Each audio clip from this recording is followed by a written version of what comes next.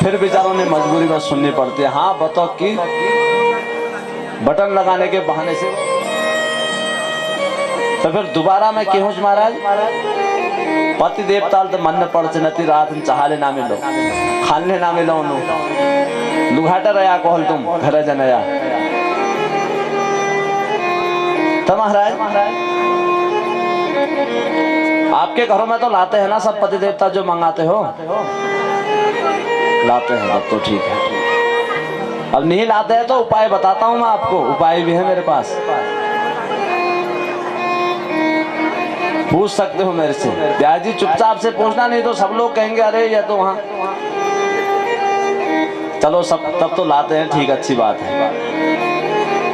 तो महाराज भोलेनाथ ने पहले अनुसुनी कर दी, फिर बाद में फिर सती ने फिर पूछा कि हे भोलेनाथ आज यह विमान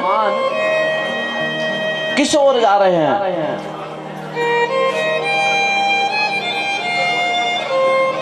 तो भोलेनाथ कह रहे हैं कि हे सती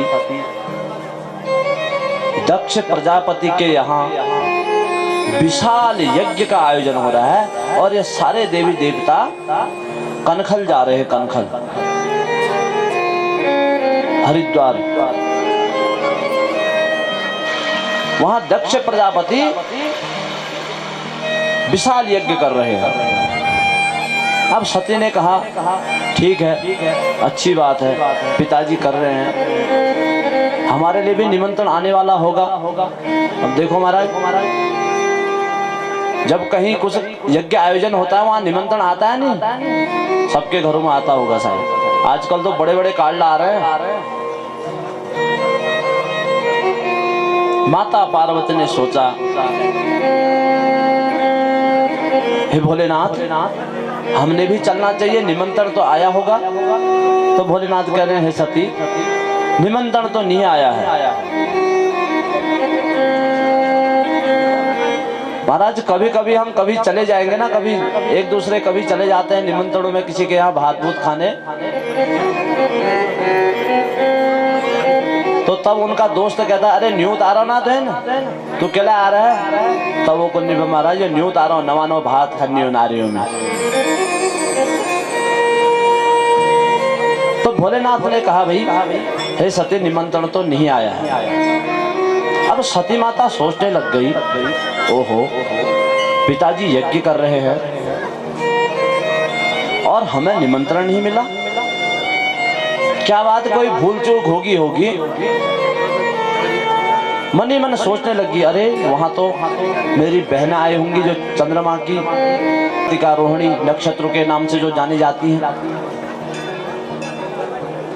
वो आई होंगी। मन ही मन बड़ा सोचने लगी कि जब यज्ञ जब हो रहा है हमारा महाराज कोई चेले बेट अगर मैं तो जैसे 3 दिन पहले बेटे खुश हुई वो तो सच्ची अपन पड़ोस वाला था इसको जो आजो दिन कट गोली अब भूल कटी जा और उन मैच जननियों में बड़ा मुश्किल लगता है दिन काटना। ओहो माता सती को भी मन में बड़े विचलित, अब निमंत्रण आएगा अब जाऊंगी, अब निमंत्रण आएगा अब जाऊंगी। हमारे घरों में तो पूछ भी लेती है पहले, आजकल तो पहले ही फोन चल जाता है ना, अरे न्यूज से उनको पता है भैया अगर निमंत्रण नहीं भी कहेंगे मेरे मायके वाले तो अपने पति से अपने सास से पहले कह देती हो मेरे वहाँ काका चलो ब्याह होने से 6 महीने पहले ही जाने की हो जाती है ना। तो महाराज जब सती को लगा कि अब निमंत्रण नहीं आता है तो भोलेनाथ से कहने लगी हे भोलेनाथ चलो जाते हैं, कोई बात नहीं, पिताजी भूल गए होंगे, माता निमंत्रण देना भूल गई होगी, उनका बड़ा बड़ा काम हुआ, अब हम उनके जमाई और पुत्री हुए, हमने जाना चाहिए। तो भोलेनाथ क्या करे भैया, बिना निमंत्रण के मैं नहीं आता हूँ भाई, तू जा। तो कहने लगी भोलेनाथ मैं जाऊं? भोलेनाथ ने पहले तो मना किया, मत जा, बिना निमंत्रण के नहीं जाना चाहिए। भोलेनाथ ने मना किया, परंतु सती कहाँ माने महाराज। अगर कह को घर में अगर काम भैते महाराज, तुम देखो ना मैं तो अगर चले कि कोई काम हो तो 6 महीने पहले बैठे डर बना दी। अरे मेरे बाप बोलते मीठा कह रहा, सब कारोबार तू ही कर ली जा, जो पैस पहले मीठ दीना अपने पति से कहती है वो। अब पिताजी देते भी है हमारा, लड़की से स्नेह करते हैं।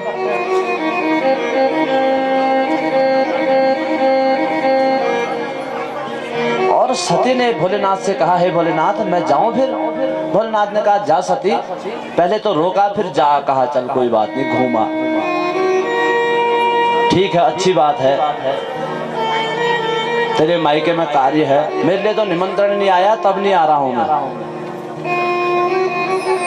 तो सती महाराज उस यज्ञ में चली गई अकेले, और भगवान ने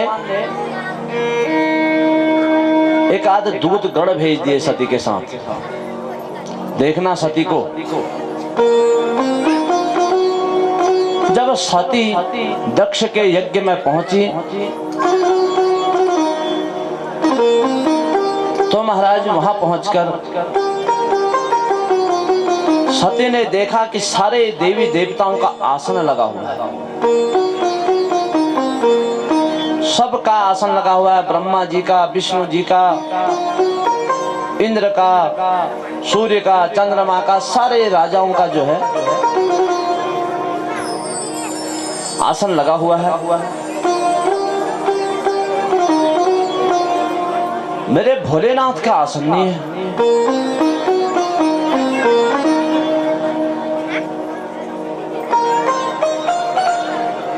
तो अक्षणी ने तो कहा ही था कि भोले शंकर को भी बुला लो, वहां हमारे जमाई हैं उनको भी बुला लो।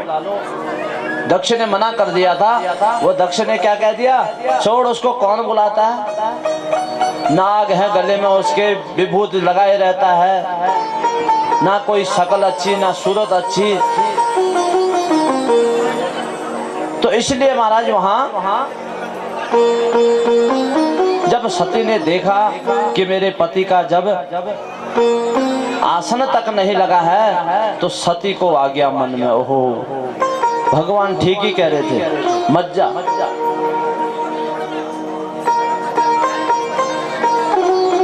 क्योंकि जहां पति का स्थान न हो महाराज, वहां पत्नी को बड़ी ग्लानि होती है ना। अगर चाहे पत्नी लड़की अगर मायके में गई होगी, अगर उसके पति देवता आ जाएंगे, सब जितने भी घर वाले हैं महाराज, माता पिताजी साला साली जो है, सब उनके आदर भाव में लग जाते हैं। अरे भिंजू आ रहे, ओहो। और पत्नी भी खुश होती है, अरे हो ठीक से तनों का मन ना शायद बतन तती भलो नहीं।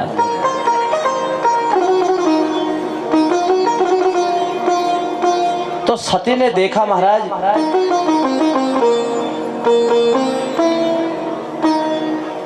मेरे पति का स्थान नहीं है, मैं खाली आ गई, लज्जित हो गई। तब सती को भगवान भोलेनाथ की बात याद आई, हे सती बिना निमंत्रण के कहीं नहीं जाना चाहिए, चाहे अपना मायका ही क्यों ना हो महाराज। जब तक निमंत्रण नहीं आता तब तक जाना नहीं चाहिए, क्योंकि महाराज बिना बुलाए मेहमान की इज्जत नहीं होती। वो पड़ जाओ पड़ भाई, बस वैसे भाड़ में हम रख रहा हूँ ना, लुका रख लो, डाल लो सुप्पो, कई दिन निकाल लो, उसी का जमाजी उगले इज्जत होनी। आहा जमाजी आह तो बाउंटे ले आया 2 कट्ट 4 लाख, ऐसा जंगी बनती। तो सती को बड़ा क्रोध आ गया, उसने कहा कि मेरे पति का जहां हिस्सा नहीं, यहाँ रह के मैं क्या करूंगी। परंतु उसकी माता जो अक्षणी है, वो सोच रही थी अपनी पुत्री से अच्छी तरह बोलूं बैठाऊं, उसके मन में तो था, परंतु दक्ष प्रजापति बड़े अहंकार से युक्त होकर के, भैया मैं इस पूरे प्रजा का राजा हूं, मैं प्रजापति बन गया हूं, इस वजह से महाराज उसने भोलेनाथ को उस यज्ञ में नहीं बुलाया। तब क्या हुआ, माता सती ने देखा सभी देवी देवता उस यज्ञ में पहुंचे हुए हैं, और जब भोलेनाथ नहीं देखे, उस यज्ञ कुंड में स्वाहाकार हो रहा था, हवन चल रहा था, तो तब सती ने क्या किया, जब भगवान भोलेनाथ का हिस्सा नहीं देखा, अपमानित हो गई, तब उसने कहा भैया जहां मेरे पति का अपमान हुआ है उस यज्ञ को मैं भंग कर दूंगी। और माता सती ने क्या किया महाराज, उस यज्ञ कुंड में ही समाधि लगा दी, कूद मार दी, छलांग लगा दी। सती हो जाती हूँ अगर मेरे पति का जब जहां मान नहीं है वहां मैं सती हो गई महाराज। उसने यज्ञ कुंड में छलांग लगा दी। जो ही माता सती ने यज्ञ कुंड में प्रवेश किया और भस्म हो गई, तो भोलेनाथ को महाराज पता चल गया, हो वहां दक्ष के यज्ञ में ऐसा ऐसा हो गया विघ्न। सारे देवी देवता महाराज जितने भी सब बैठे थे, सबकी आंखें खड़ी रह गई, ओहो ये क्या हो गया, ये तो बड़ा अनर्थ हो गया। भागने लग गए इधर उधर। और भोलेनाथ को जब पता चला, जब वहां गण गए भोलेनाथ के, कि भोलेनाथ माता सती ने तो यज्ञ कुंड में आहुति दे दी है अपनी, उसने कहा कि हे दक्ष तुमने मेरे पति का अपमान किया है, ले तेरे यज्ञ में मैं अपना जीवन सर्वस्व कर देती हूँ। जब भोलेनाथ के दूत गण ने जब ऐसी बात भोलेनाथ से कही, तो भोलेनाथ को क्रोध आया और एक जटा उखाड़ी महाराज, उससे वीरभद्र पैदा हो गए। बोलिए वीरभद्र भगवान की। वीरभद्र नामक रुद्र उत्पन्न हो गए और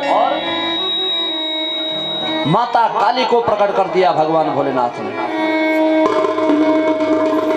उन रुद्र गणों से कहा, अरे गणों तुम जाओ दक्ष के यहाँ, उसके यज्ञ में जितने भी लोग हैं सब नर नारियों को सबको काटो मारो। वीरभद्र ने क्रोधित होकर के महाराज बड़े आंखें लाल बनाई, भोलेनाथ की आज्ञा प्राप्त की और माता काली के साथ दक्ष प्रजापति के यज्ञ में पहुंच गए। महाकाली ज्वर इत्यादि भगवान भोलेनाथ के जितने भी गण थे सब वहां पहुंच गए और वहां जाकर के दक्ष को महाराज, दक्ष के यहाँ जितनी प्रजा थी सबको मारने लग गए, काटने लग गए।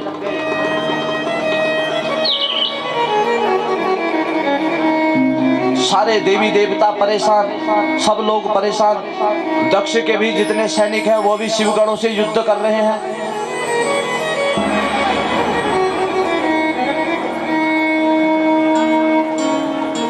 तब महाराज महाकाली सबका रक्तपान कर रही है और वीरभद्र सबको एक दूसरे को पटक रहे हैं, देवताओं को भी पटक दे रहे हैं। कोई रास्ते में आ रहा है तो वह किसी को सहन नहीं कर रहे हैं, वह वीरभद्र। तब वीरभद्र ने देखा दक्ष को ढूंढ रहा, वीरभद्र ने, कहां है दक्ष?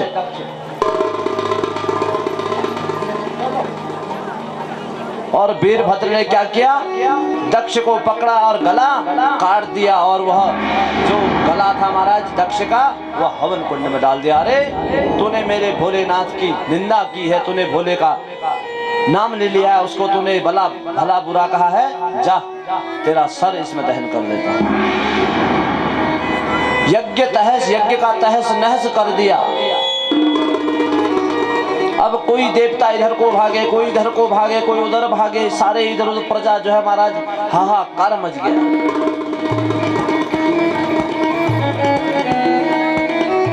और वीरभद्र ने इंद्रोपि प्रहसन विष्णु आत्मवादरणम तथा वज्रपाणीशुरेर सार्धम युद्ध कामो भवत्ततः। अब महाराज उनका बड़ा भयानक युद्ध होने लग गया। छोटे मोटे देवगण, क्योंकि सब प्रजापति को ही बड़ा मानते थे, राजा ही हुआ प्रजापति, जो भी युद्ध कर रहा है उनके साथ युद्ध हो रहा है वीरभद्र का। माता काली रक्तपान करते जा रही है उनका।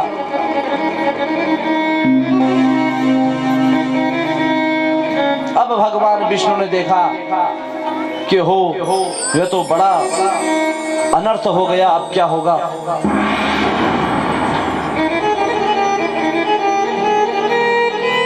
और भगवान को भी पता चला कि सती ने प्राण त्याग दिए हैं। जब भगवान भोलेनाथ वहां पहुंचे तो उन्होंने सती के शरीर को उठाया और माया में, महाराज पत्नी के साथ इतना प्रेम था माता सती के साथ भोलेनाथ का, माता सती के शरीर को उठाया और भोलेनाथ नग्न अवस्था में महाराज सब कुछ भूल गए। मैं शंकर हूं, मैं ऐसा हूं, सती के मोह के कारण उसके शरीर को उठाया और चलने लगे। विरह में व्याकुल हो गए। मन बड़ा भोलेनाथ का विक्षिप्त हो गया। ओहो हे सते, इस प्रकार सती के शरीर को उठाकर भगवान भोलेनाथ जा रहे हैं। और जो सबसे प्रथम जो ज्वाला निकली ना महाराज, सती ने जब दाह किया, जो उस समय जो ज्वाला निकली वो उछल करके कहाँ पहुंची? सिद्धपीठ कांगड़ा में, जहाँ ज्वाला जी आज भी जो है प्रज्वलित होती हैं और 12 महीने 24 घंटे जली रहती है। वह सती का जो ज्वाला रूप है महाराज, वह कांगड़ा हिमाचल में है। बोलिए ज्वाला मैया की जय।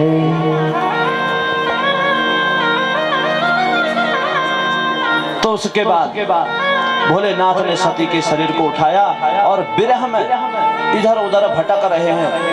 कंधे में माता सती का पूरा शरीर पड़ा हुआ है। अब भगवान विष्णु ने सोचा, ओहो ये तो भगवान भोलेनाथ विरह में बड़े व्याकुल हुए हैं, मोह में इतना प्रेम यह सती से करते थे। तो भगवान विष्णु ने कहा, ओहो ऐसा है, मैं चक्र चलाता हूं अपना और इस सती के अंग को काटता हूं। तब जब यह अंग भगवान शरीर से, भगवान शंकर के शरीर से दूर होगा तो भगवान भोलेनाथ मोह से दूर होंगे। भगवान चक्रधारी विष्णु ने माता शरीर का जो शरीर का अंग था महाराज, वो काटना शुरू कर दिया चक्र से। जहां जहां वह शरीर का अंग गिरा महाराज, वहां वहां देवी के पीठों की स्थापना होते गई। 51 शक्तिपीठें बनी।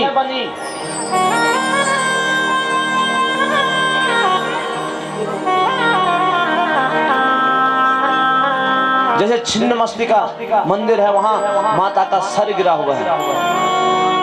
तो इस प्रकार माता के 51 जगह शरीर गिरे और 51 जगह शक्तिपीठों की महाराज रचना हुई। ये सुंदर कथा आगे को आने वाले प्रसंग में आएगी। बोलिए जगदम्बा मैया की जय। ऐसे ही है माता अखिल तारिणी का भी दिव्य स्वरूप है महाराज, जो कि स्कंद पुराण के मानस खंड में प्रचलित है। माता भगवती, माता अखिल तारिणी का दिव्य स्वरूप पुराणों में भी वर्णित है।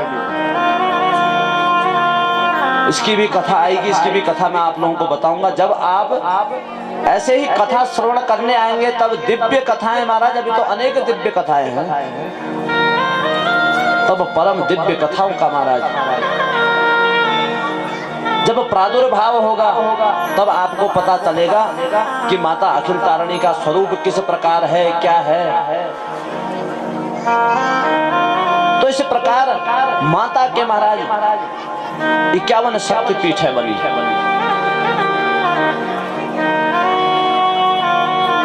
और जब माता का शरीर भगवान भोलेनाथ से दूर हुआ, सारा अंग जगह जगह गिर गया और शक्तिपीठों की रचना हुई, तो भगवान भोलेनाथ माया से छूटे और तुरंत कैलाश में जाकर के तपस्या करने लग गए। विरह होकर के जोगी औघड़ दानी बन करके फिर तपस्या में मग्न हो गए, तपस्या में लीन हो गए। अब यहाँ दक्ष का सर कटा हुआ है। दक्ष भगवान विष्णु से प्रार्थना कर रहा है कि हे भोले, हे भगवान विष्णु, क्षमा करो, मैं बड़ा अधर्मी था। और सब लोग चर्चा भी करने लगे, महाराज यज्ञ प्रारंभ किया था तो यज्ञ पूरा तो करना चाहिए। अब जब यज्ञ प्रारंभ हो जाता है ना महाराज, वो पूरा भी होता है चाहे कैसी स्थिति आ जाए। सारे देवी देवतागण वहां जब मिले, उन्होंने देखा कि दक्ष का यज्ञ तो वैसा तहस नहस हो गया है। आपस में मंत्रणा की,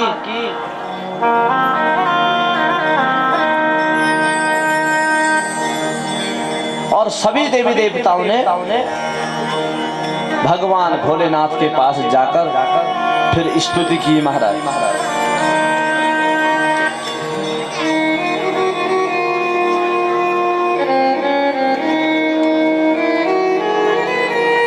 स्तुति कर रहे हैं सारे देवी देवता। उन देवताओं के साथ में हम सब भी स्तुति करते हैं भोलेनाथ की। आइए और महाराज कथा रसम हरि कीर्तनम, भगवान कह रहे हैं कि कथा का रस काहे में है, भगवान के कीर्तन में भी। क्योंकि मैंने बताया था ना, श्रवण, कीर्तन और मनन, 3 प्रकार से भक्ति होती है। जब भी आप सब सुन रहे हैं, ये भी एक भक्ति है महाराज। भगवान भोलेनाथ का चित्रण हमारे कानों के द्वारा हमारे शरीर को, हमारी वाणी को पवित्र करते हुए जा रहा है। और मन के द्वारा हम भगवान के प्रति सोचते हैं। और ऐसे ही कीर्तन, सब लोग स्तुति कर रहे हैं, सभी देवी देवता भगवान भोलेनाथ के पास जाकर के, भोलेनाथ बड़ा अधर्म हो गया है, दक्ष का यज्ञ कैसे पूरा होगा। सब स्तुति कर रहे हैं। आइए दोनों हाथ ऊपर करके हम भी भगवान भोलेनाथ की स्तुति करते हैं और कहते हैं कि हे भोलेनाथ, हमारे भी सारे मनोरथों को पूर्ण करो, सारे हमारे कष्टों को हरो। हे शंभु तिहारी, इच्छा से हम द्वार तिहारे आए हैं। शंभु तिहारी, इच्छा से हम द्वार तिहारे आए हैं। शंभु तिहारी, इच्छा से हम द्वार तिहारे आए हैं। संताप भरा मन ले करके संताप मिटाने आए हैं। संताप भरा मन ले करके संताप मिटाने आए हैं। शंभु तिहारी,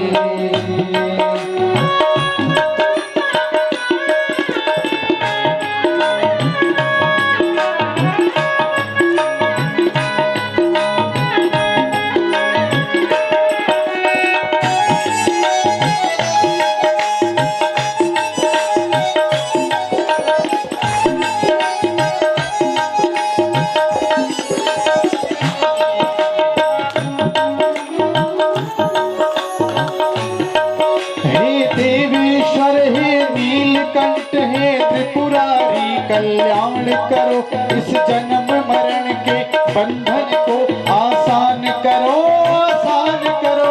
हे देवेश्वर, हे नीलकंठ, हे त्रिपुरारी, कल्याण करो, इस जन्म मरण के बंधन को आसान करो, आसान करो, आसान करो, आसान करो।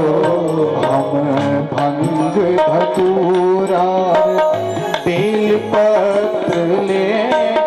तुम्हें मनाने आए हैं। शंभु तिहारी इच्छा से हम द्वार तिहारे आए हैं। शंभु तिहारी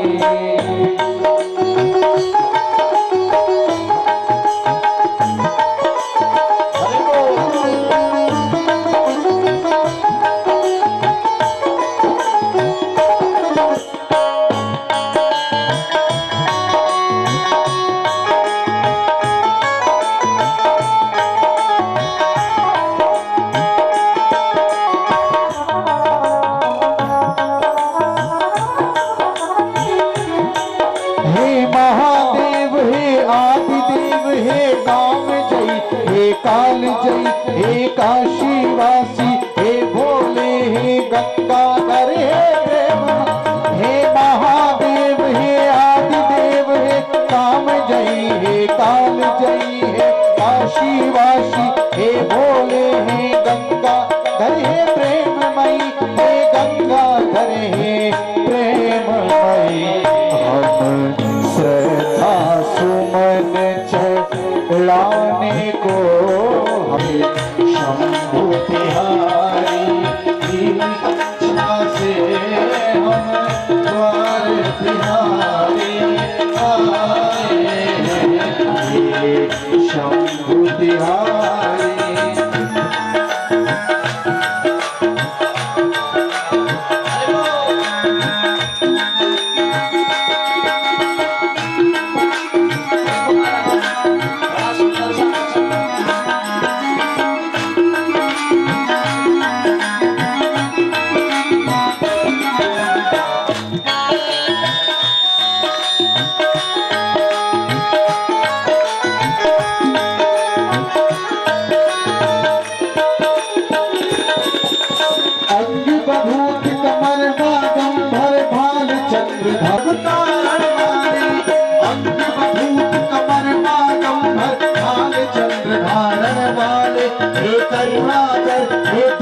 शक्ति हे महादेव तारण हे महादेव तारण वाले हे मदन मान मर्दन वाले मदन मान मर्दन वाले सर्वस्व लुटाने आए हैं।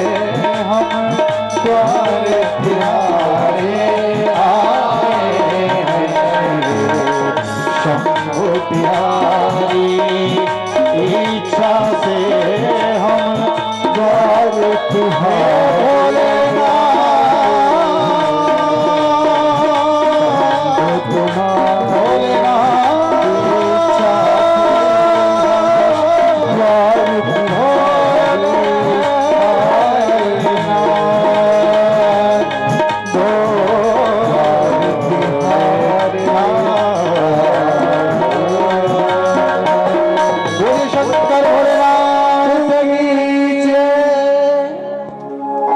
जगत जननी जगदम्बा मैया की जय। Hariom Hariom hello hello. तो महाराज सारे देवी देवता भगवान भोले की शरण में गए और भोलेनाथ तो बड़े कृपालु हैं हमारा, थोड़े से में मान जाते हैं। एक लोटा जल का ले लो, भगवान शंकर जी में चढ़ा लो महाराज, वो मान जाते हैं, प्रसन्न हो जाते हैं। वो कहते हैं भक्तों तुमने हर हर महादेव कह दिया तो सारी नैया तुम्हारी पार लग जाएगी। आपने देखा होगा ना विष्णु भगवान को कई प्रकार के फल फूल चढ़ाने पड़ते हैं और देवताओं को बड़े नाना प्रकार के मिष्ठान खिला करके मनाना पड़ता है। भगवान भोलेनाथ तो एक लोटा जल से मान जाते हैं और उससे मान जाते हैं। जब देवताओं की स्तुति सुनी भोलेनाथ प्रसन्न हो, उन्होंने कहा विश्व का राजा मानने लग गया था, हे भोलेनाथ कृपा कर यज्ञ पूर्ण करो। तो महाराज भोलेनाथ गए। जब वहां गए तो दक्ष प्रजापति का जो धड़ है ना महाराज, वो अलग से पड़ा हुआ था। जब देखा सारा यज्ञ विध्वंस हुआ है, तो भोलेनाथ ने वीरभद्र से कहा, अरे भद्र,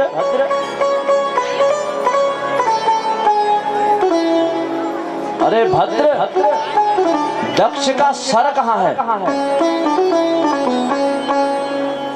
तो वीरभद्र ने कहा कि हे प्रभु, हे दीनानाथ, हे परमेश्वर, हे करुणामय, दक्ष ने अपने मुंह से आपकी निंदा की, तब मैंने उसके धड़ को कुंड में भस्म कर दिया। उसके धड़ को कुंड में भस्म कर दिया। अब भोलेनाथ हंसने लगे।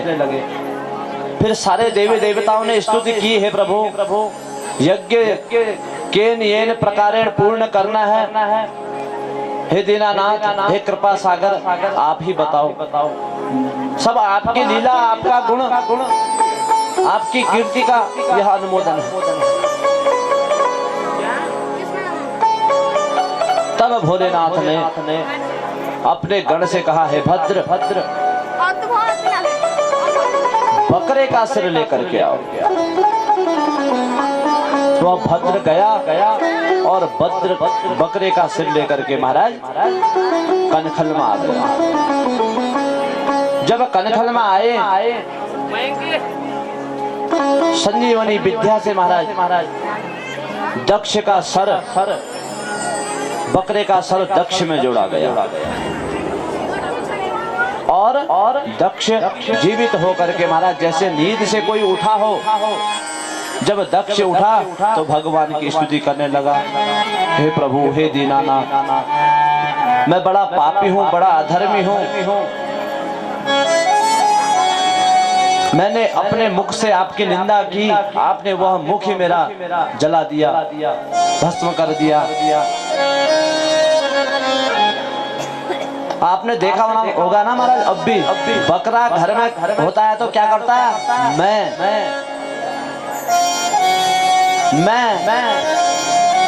ऐसी आवाज करता है। तो दक्ष ने जब क्या किया था महाराज, मैं ही पूरे विश्व का राजा हूँ, मैं ही प्रजापति हूँ, मैं ही सबसे बड़ा हूँ। उसका अहम, उसका मैं उसको खा गया महाराज, उसके धड़ को अलग कर दिया था और बकरे का सिर जोड़ा और कहा, हे दक्ष, तुमने आज तक मैं किया, लो तुम्हारे मैं बकरे का सिर जोड़ देता हूं। बकरा जो है महाराज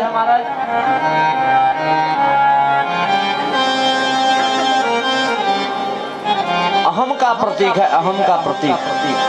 बकरे को देख करके मनुष्य को समझ आ जाना चाहिए कि यह अहम का प्रतीक है, तभी मैं करता है, मैं ही कहता है, मैं ही हूं।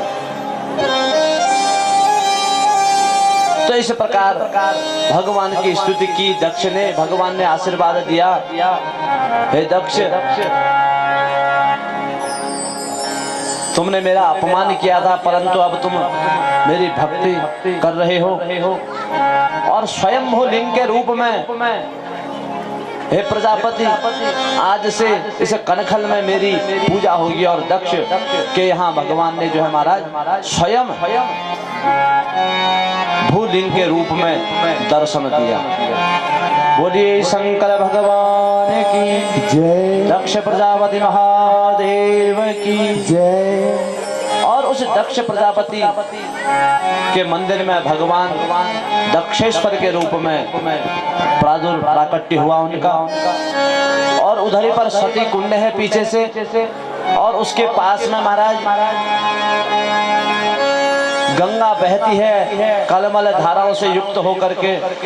ऐसे रमणीक स्थान में भगवान का प्रादुर्भाव हुआ। वहां दर्शन करने से जीव की अहमता मिट जाती है, मनुष्य की अहमता खत्म हो जाती है।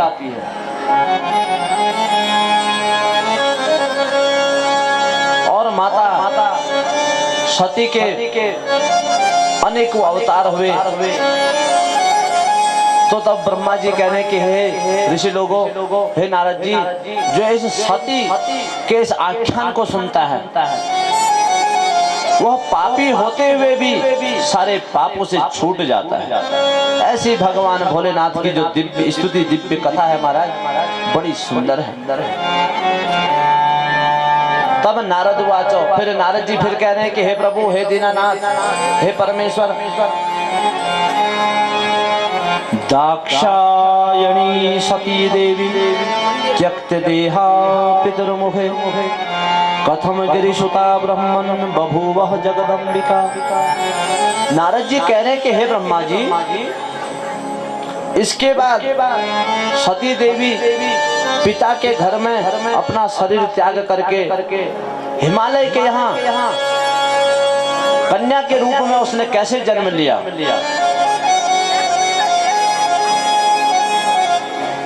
इस कथा को ब्रह्मा जी कहते हैं कि हे नारद जी सुनो, मैं तुम्हें बताता हूँ।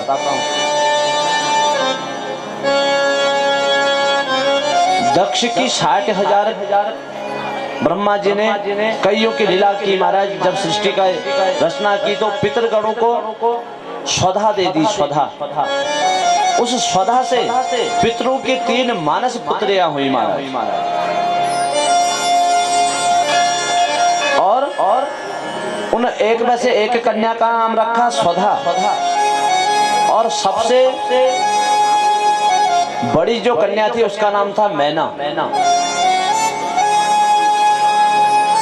और बीच वाली कन्या का नाम था धामना, धान्या, और एक छोटी कन्या का नाम था कलावती।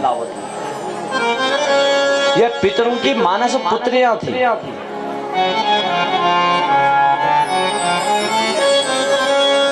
तो महाराज एक बार यह तीनों कन्याएं भगवान शिव के दर्शन को गई हुई थी। वहां से सनक, सनंदन, सनातन, सनत कुमार 4 भाई विचरण कर रहे थे। तो उन कन्याओं को अहम हो गया। उन्होंने उन ऋषि कुमारों को नमस्कार तक नहीं किया। तब जो है ऋषि कुमारों ने उन्हें श्राप दे दिया कि अरे कन्याओं, तुमने अहमता को प्राप्त किया, तुम्हारे मन में तुम्हारे माता पिता ने तुम्हें आदर सत्कार की भावना नहीं सिखाई। जाओ तुम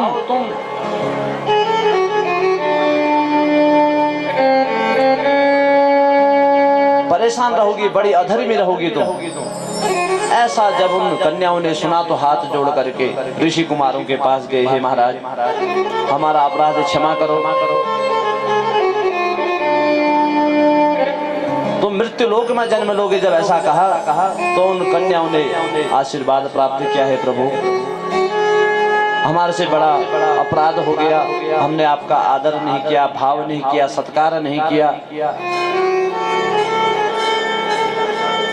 तब जो है उन ऋषि मुनियों ने महाराज उनसे कहा, उन तीनों कन्याओं से, धन्यः प्रिया द्वितीया तु योगिनी जनकस्य च तस्या कन्या महालक्ष्मीर्नाम्ना सीता भविष्यति। हे पितृ कन्याओं, तुम अब प्रसन्न रहो, हमारा वचन सदैव तुम लोगों के लिए शोक को दूर कर देगा और सर्वत्र सुखदायी बना देगा। विष्णु का अंशभूत हिमालय पर्वत महाराज, जो कि उत्तर की ओर है, उसमें हर हमेशा बर्फ ही बर्फ जमे रहेगी। और यह जेठी कन्या जो सबसे बड़ी है, यह हिमालय को ब्याही जाएगी और उसकी धर्म पत्नी होगी। उनको दिया था ना, जाओ तुम्हें बहुत कष्ट प्राप्त होगा। तब उन्होंने स्तुति की कि हे ऋषि कुमारों, हमारे अपराध को क्षमा करो। तो तब जो है सनक, सनंदन, सनातन, सनत कुमार कह रहे हैं, पहली कन्या मेनका से कह रहे हैं, मैना से कह रहे हैं कि हे मैना, तुम हिमालय के घर में जाकर के उनकी पत्नी बनोगी और तुम्हारे गर्भ से पार्वती कन्या की उत्पत्ति होगी, जो कि स्वयं साक्षात देवी स्वरूपा आदि शक्ति होगी। और दूसरी कन्या से कहा, हे धान्य, तुम जो है राजर्षि जनक की पत्नी बनोगी। त्रेता युग में जनक थे ना महाराज, जनक की पत्नी बनोगी और तुमसे महालक्ष्मी स्वरूपा सीता की उत्पत्ति होगी, जो कि महालक्ष्मी के स्वरूप थी। और तीसरी का नाम था महाराज कलावती। उससे क्या कहा, हे कलावती, तुम वैश्य कुल में उत्पन्न होगी और वृषभान की पत्नी के रूप में प्राकट्य होगा तुम्हारा, उनसे तुम्हारा विवाह होगा। आपने देखा होगा महाराज वृंदावन में वृषभान उनकी पत्नी जो है कलावती थी, जो पूर्व जन्म में, और पितरों की यह कन्याएं थी। और उनसे कहा, तुमसे जो है श्री राधा प्रकट होगी। बोलिए जगदम्बा मैया की जय। इस प्रकार महाराज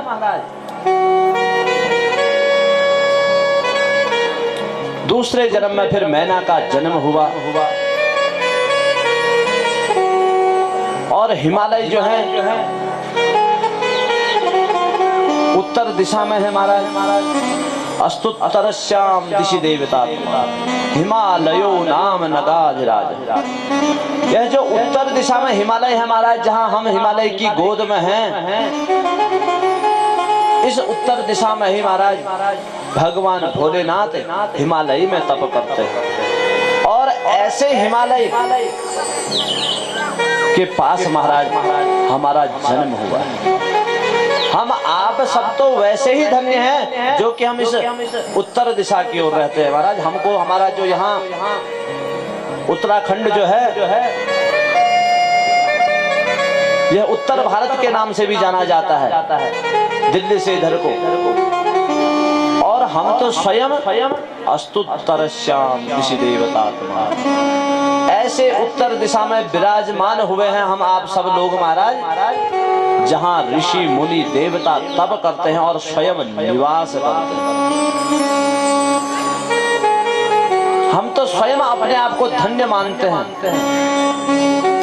ऐसे तपस्थली में हम आप जैसे लोगों का जन्म हुआ है। यह भी हमारे सत्कर्म के कारण हमें ऐसे दिव्य स्थानों में हमको जन्म प्राप्त हुआ। और मैना का विवाह का प्रस्ताव लेकर के महाराज सारे देवता ब्रह्मा विष्णु लोग जो हैं हिमालय के पास गए। हिमालय से कहा, भगवान विष्णु ने, हे हिमालय तुम विवाह करो और सुंदर तुम्हें कन्या हम बताते हैं, मैना है, मैना से तुम विवाह कर लो।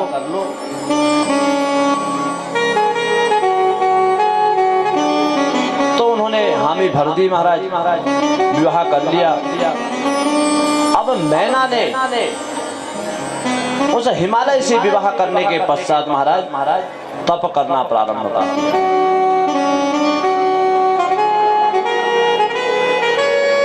तप जब किया तो भगवान शिव ने उन्हें आशीर्वाद दिया। माता पार्वती माता सती ने आशीर्वाद दिया कि हे मैना,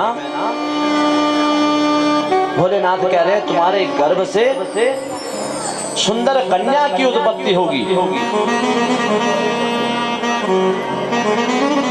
ऐसा आशीर्वाद प्राप्त कर महाराज मैना ने अपनी तपस्या पूर्ण कर ली।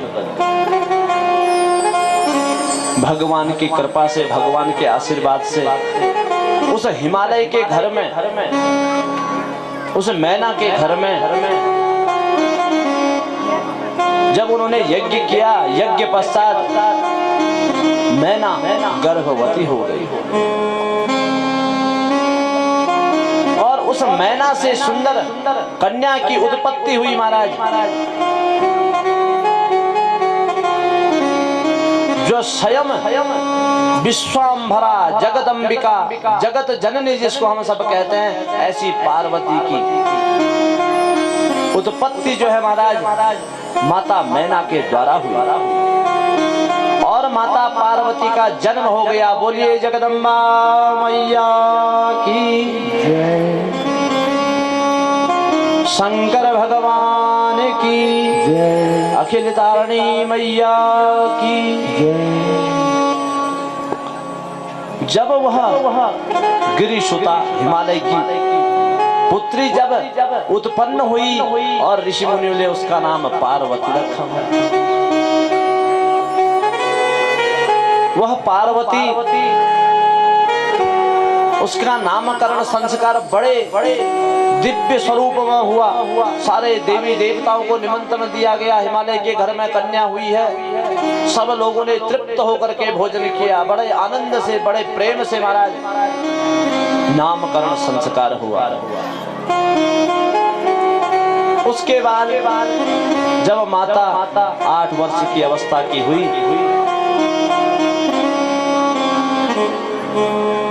एक बार नारद जी भ्रमण करते हुए आए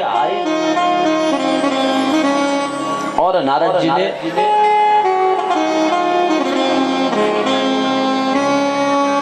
हिमालय से कहा कि हे हिमालय, सब कुशल मंगल तो है। अब हिमालय ने ब्रह्मपुत्र को आकर देखा कि ब्रह्मा के पुत्र नारद जी आए हुए, उनका बड़ा आदर सत्कार किया। नारद जी माता जगदम्बिका के दर्शन करने आए हुए थे, परंतु उस समय वह ऐसा कुछ नहीं। वह कह रहे हैं कि हे हिमालय, सब कुशल से तो है, सब बढ़िया तो चल रहा है, सब आनंद तो चल रहा है ना। तो माता तब तक बाल क्रीड़ा कर रही थी, खेल कूद कर रही थी अपने आंगन में। नारद जी ने दर्शन किए, नमस्कार किया। फिर उसके बाद हिमालय के पास जब देखा ऋषि मुनि आए हैं, तो वह माता पार्वती भी नारद जी के पास गई और नारद जी से कह रही है कि हे महाराज, मुझे ऐसा तप बताओ जिस तप को करने से मुझे सुख की प्राप्ति हो, भगवान की प्राप्ति हो। तो नारद जी ने महाराज शिव पूजा का उपदेश दिया। तुम शिव पूजा करो, भगवान भोलेनाथ ही सर्वस्व हैं, सब कुछ है। तुम्हें अच्छा वर प्राप्त होगा, शिव स्वरूप तुम्हें प्राप्त होंगे। देखिए महाराज, भगवान भोलेनाथ की बड़ी अनंत लीला है। पहले कन्या जो थी पता ही नहीं है, उसके एतवार भी होते थे करके। और 16 सोमवार व्रत करती थी। किस लिए करती थी? कि अच्छा पति हमें प्राप्त हो।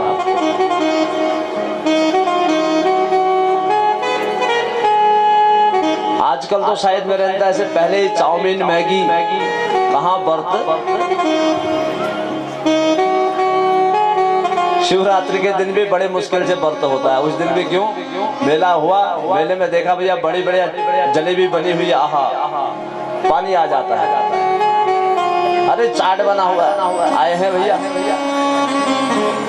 उसमें मन लग जाता है। व्रत तो बहुत दूर रह गया। तो माता ने, पार्वती ने 16 सोमवार के व्रत किए भगवान शिव को प्राप्त करने के लिए। महाराज कोई कन्या, अगर कोई बहन, इसे व्यासपीठ से कह रहा हूँ और इन पुस्तकों में वर्णित है, लिखा हुआ है, किसी को अगर विद्या की जरूरत हो, विद्या प्राप्त करना चाहती हो, खूब पढ़ना लिखना चाहती हो, कोई भी हमारे पुरुष, हम सब भाई लोग भी, जो भी वह सोमवार का व्रत करे। जो माताएं घर में जिनके पुत्र हैं, पति हैं, सौभाग्य के लिए सोमवार का व्रत कर।